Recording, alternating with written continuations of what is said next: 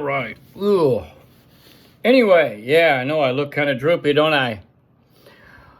We're going to talk about some of the gnarliest things I've ever seen in the National Guard, part 3.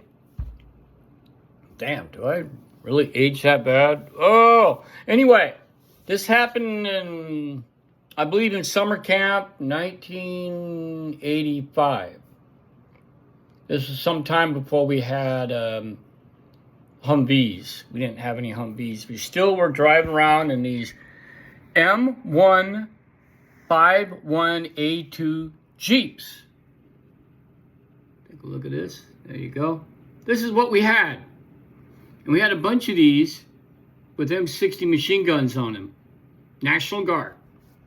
Okay, this is how the story started.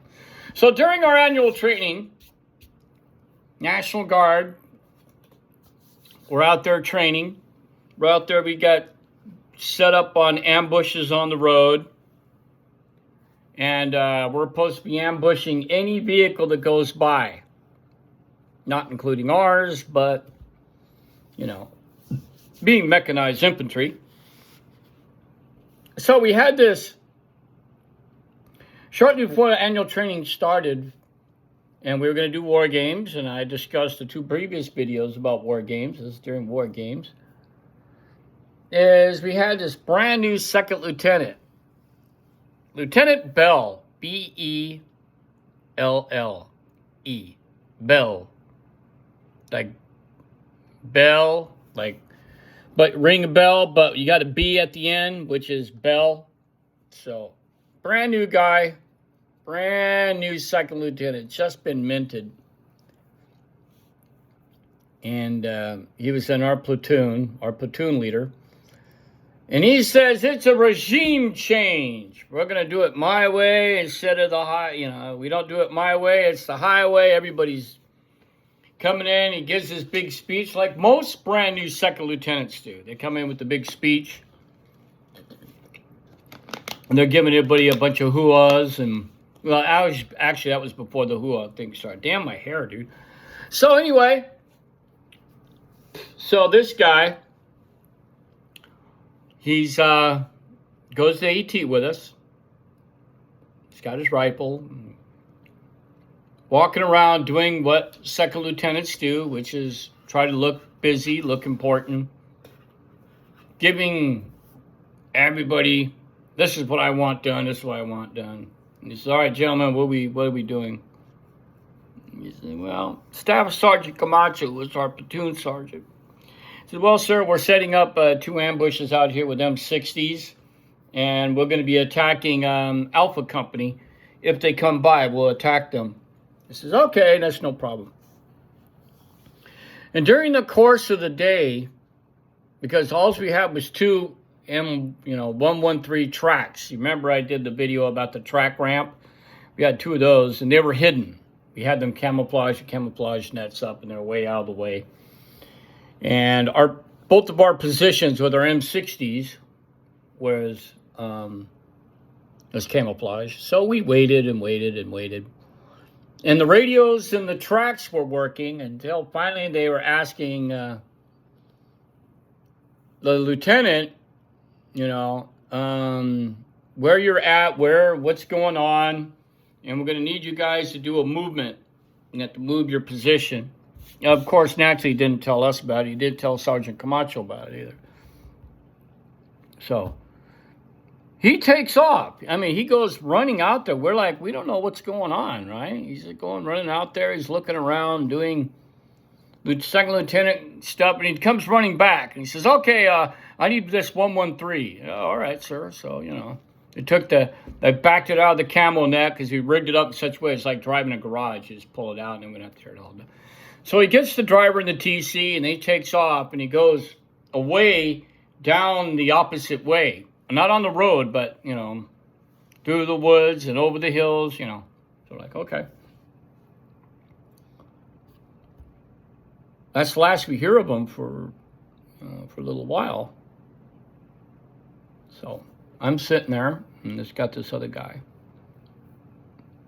Sergeant Torres. And then Staff Sergeant Camacho comes up, And he says, hey. And he said, do you hear that? And I said, yeah, I hear it.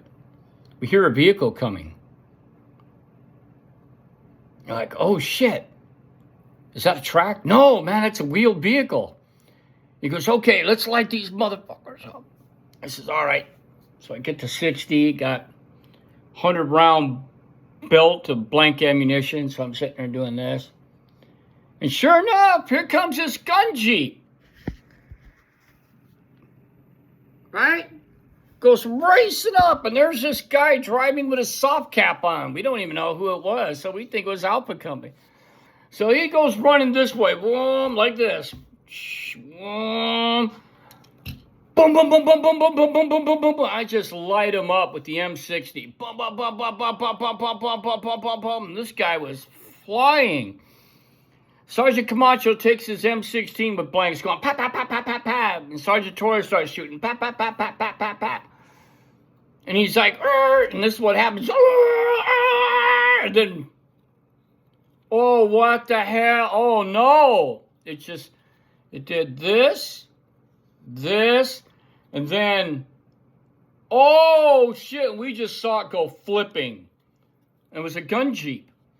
It was boom, boom. You just see dirt flying. Because the roadway was clear until it goes through this embankment. So when you go past the embankment, you can't see anything other than the top tree. But you see dirt, and you hear, oh, bah, bah. He's like, holy shit. Mike says, oh, shit, ceasefire, shit. Holy shit. It's like, oh, my God. Right? Because we knew somebody crashed. So we go running out there. And we go running up, and the gun jeep is like this. The M60 was smashed. It had an M60 on top of it, like you saw in the picture. That thing was just dug into the dirt. Both the front fenders are off. The hood was off. And then it was the second lieutenant. We're like, what the hell? He's like,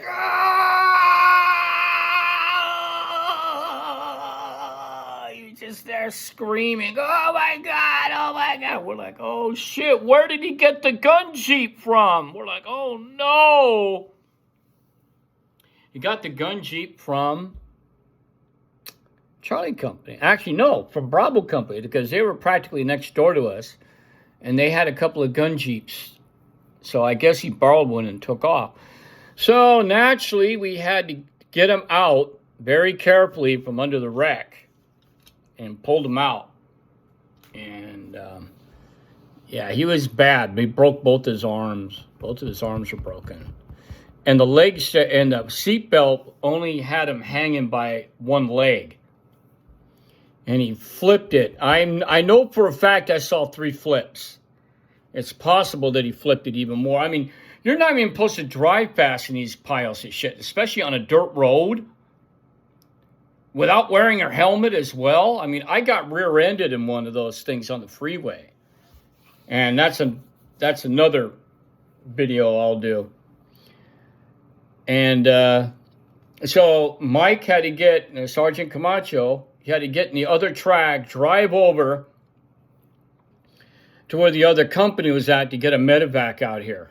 And they actually brought in a helicopter about, it took about 2 hours, almost 2 hours. Good thing he wasn't bleeding to death, but, he was badly, badly messed up in the arms. You can see his arms are just all broken. And, yeah, that was it. They loaded him up, and they flew him to a hospital. And, yeah, we never saw him again either. From what we was told, he broke both his arms and broke both his shoulders. So I don't know if he was ever medicaled out or he ever stayed or he stayed in. I don't know whatever happened to that guy. So I have no idea. Second Lieutenant Belle was his name. Second Lieutenant Belle. Brand new second lieutenant. And he went into our ambush zone. I mean, we had questions. I mean, The officers are asking him. Mike says, well, you know, this gun jeep came out of nowhere. He came into our kill zone, and we lit him up. Fired him up, man. And next thing you know, man, this guy lost control and flipped it. We had no idea it was the lieutenant. So we weren't in trouble, but you can imagine the trouble he's in because he completely destroyed that jeep. I mean, it was just smashed up. And the gun was wrecked as well. And he wrecked himself, so...